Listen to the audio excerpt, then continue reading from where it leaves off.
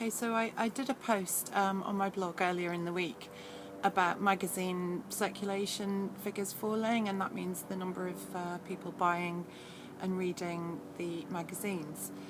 It was a really interesting post because, not to blow my own trumpet, but the reaction was interesting, is what I'm trying to say. It was viewers had plenty of comments to make about magazines, and I just thought it was worth doing a vlog about it, but because nobody wants to see magazines disappear off the shelves. That would just be the worst thing in the world. I can't imagine going into newsagents to pick up a packet of Maltesers and no magazines, but unless we start buying them and they give us more of what's relevant now, then that could well end up being the case, I think.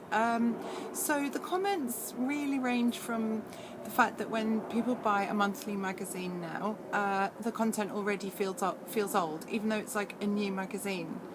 So because we're so used to being able to get everything absolutely now online, that makes it very, very difficult for magazines to keep up the content. But magazines can do what blogs can never do, unless they've got huge budgets, which is just produce incredibly beautiful pictures to look at and stories with a point of view. Well, blogs obviously can do that, but good journalism at its best is really an incredible read.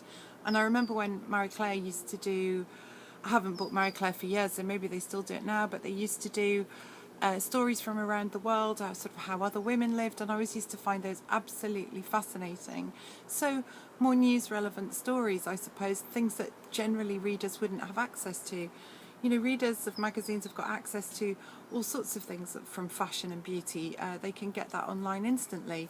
But what they can't get is real people, news, and human interest stories that have more of a slant than, I'm not talking Jeremy Kyle.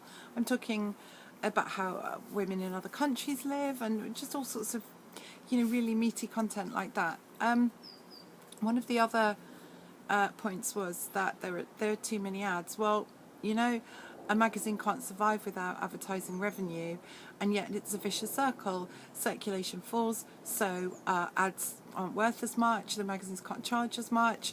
It's very, very difficult. So I think we just have to accept that ads in magazines are part and parcel of what makes the content available to us, and we have to just put up with it, really. Also, actually, another point was too much advertorial, which is features that are written to look like as though they're content, but actually then they're not content, they're paid for sponsorship. So people don't want to read something and really sort of be buying into the concept and then at the bottom of the page realise that it's sponsored by X, Y or Z, because that makes people feel a bit cheated, I think. The other interesting thing is that people feel that magazines don't talk back. Now, I remember I used to pore over my mum's magazines, and the first place I would always go is the readers' letters and the problem page. And I suppose that was a very early form of what we do so well now online, which is communicate with people. And that communication seems to have stopped, and it needs to start again. You need to be able to feel that people are listening to your point of view. And I think magazines have very much got stuck in their ways of only talking out and not talking back. And I see that on Twitter quite often, that magazine editors or contributors have plenty to say out but don't necessarily want to communicate back. And yet they've got so much valuable communication to give. They're on the inside out, and that's what we all want to know, isn't it? Of what it's like being actually on the inside looking out, rather than us readers on the outside looking in. Somebody said that editors seem arrogant, and I don't know if that's the case, really. I think not talking back on Twitter can seem very arrogant, but if they're given a directive from the top about how to behave in a certain way on Twitter. You know, it goes back to me saying that everyone's a bloody expert, right? But actually there are very few experts out there in emotional connection with people, and there is a bit of a skill to doing it. It's not just so. Anyway, so going back to, you know, they need to engage with their readers, not just engage with other editors or PRs or, you know, people they deem kind of worthy. It's about connecting with real people, because real people, hate that term, but real people are the ones that buy the magazines. And you know, what's happening in publishing now, you know, they can't say it, but I can, is that it's all about the money, and the people at the top, the money men, if you like, the suits, are so focused on profit, they're not that bothered about content.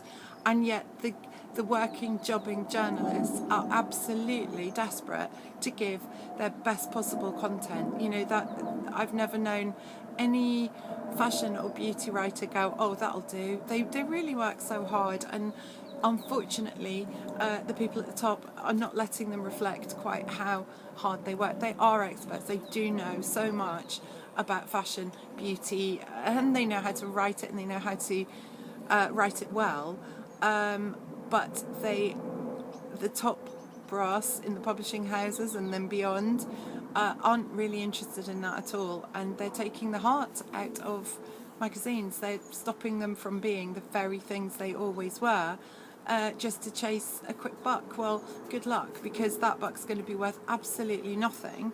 Now I'm sitting in the rain now because I'm on a roll. It's going to be worth absolutely nothing when you have to fold yet another magazine. So I just think that we need to be more supportive. Magazine editors notoriously aren't supportive of bloggers. And you know, I don't really mind saying that, because that's always been my experience, that bloggers are beauty bloggers, fashion bloggers are something to be what's the word? I don't know what the word is, but certainly not to be celebrated, that's for sure. And I very much feel that. But nonetheless, what we're looking at is a landscape without magazines, and I don't like the look of that at all. We've just got to sort of try and work with them to reinvent the magazine in a format now that is exciting and interesting to how we need to read now.